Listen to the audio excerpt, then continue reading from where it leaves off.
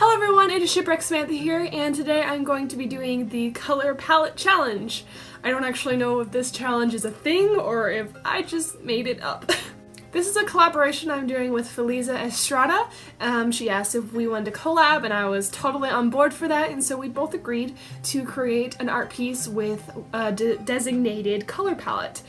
I gave a few ideas and she picked one from the ones that I suggested, and so we're going with the color palette you see here on the screen. And to be honest, it's not necessarily a color palette I would gravitate towards naturally, and it's not something I would be like, oh, I totally want to create an art piece with that, but I was totally up for the challenge anyway. And I have to admit, once we decided to do these drawings with this color palette, I was like, great! What am I gonna do? I was at such a loss. I just kind of looked at the colors like, what do I do with this?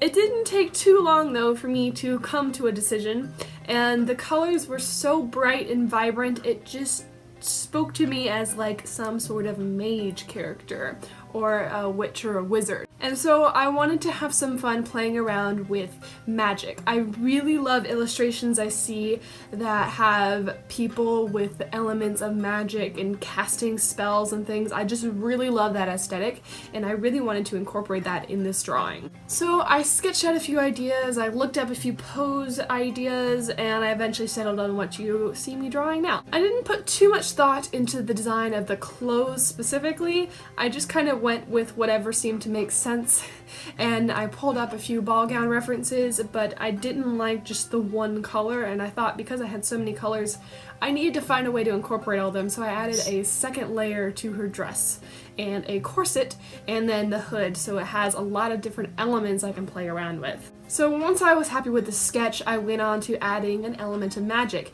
And when it came to this, I remembered a piece of advice I had heard from Ross Draws, who is an amazing artist you can find on YouTube. And he does a lot of paintings with elements of magic in it, and one thing I've heard him talk about is when it comes to creating a line of motion for magic to make an S shape. It can be any kind of warped version of an S, but that shape itself in whatever form is a very fluid motion. So I incorporated that advice into what you're seeing, and I created a very fluid S shape, and I moved it and tweaked it until I had it how I liked, and then created the magic around that, and I think that really helped create an essence of energy. Once I had the characters sketched out and I had the line work done, I was actually really excited with how this was coming out, and I normally have a dark color for the line art, and I thought, how am I going to do line art with these colors? And so the way I approached this challenge was I tweaked the value of the colors without actually changing the colors themselves.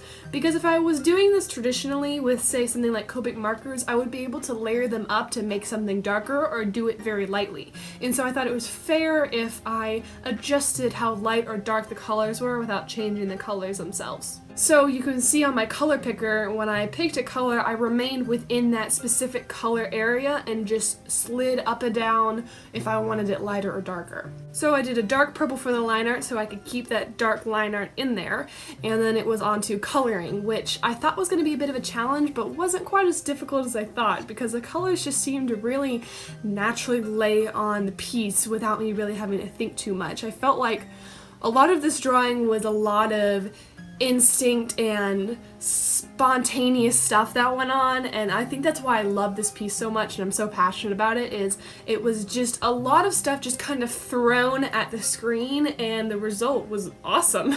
And I definitely think I captured the element of magic I really wanted in the piece. It wasn't until I came to the factor of the skin that I realized where I may have tripped up a little bit.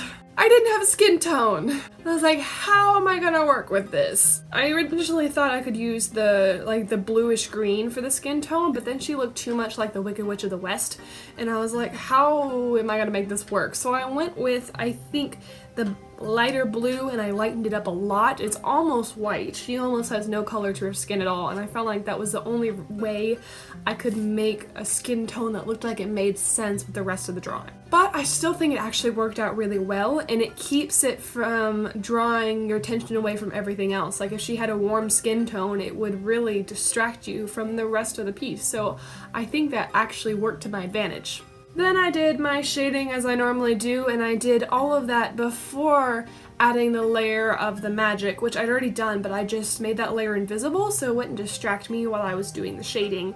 And then once I did all the shading, I added that magic element back to it. I didn't want to be distracted by that, and I also didn't want to add anything to the magic element other than I just left it flat.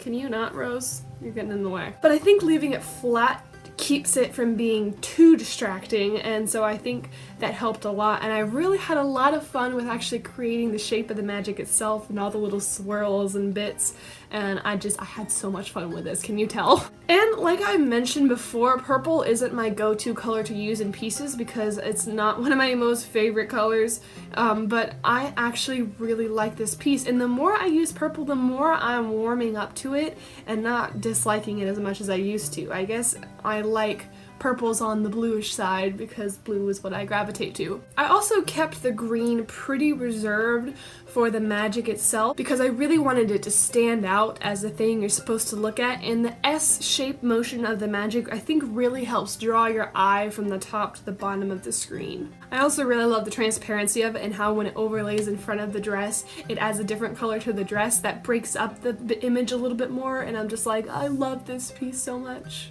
But now we're coming to the end of the drawing, and so let me know what you guys think of it. And this character doesn't have a name yet, and I kind of feel like I want to create this and make a reference sheet for this character because that's how much I love how this character turned out. I think I want to make a reference sheet for her and maybe use her in the future. So let me know if you guys have any name suggestions. Also, don't forget to check out Feliza Estrada's version of this color palette challenge because we use the exact same color palette and she is going to use it in her own way with a different subject. And we didn't have any restrictions on the theme or what the subject matter would be, only that we use this color palette.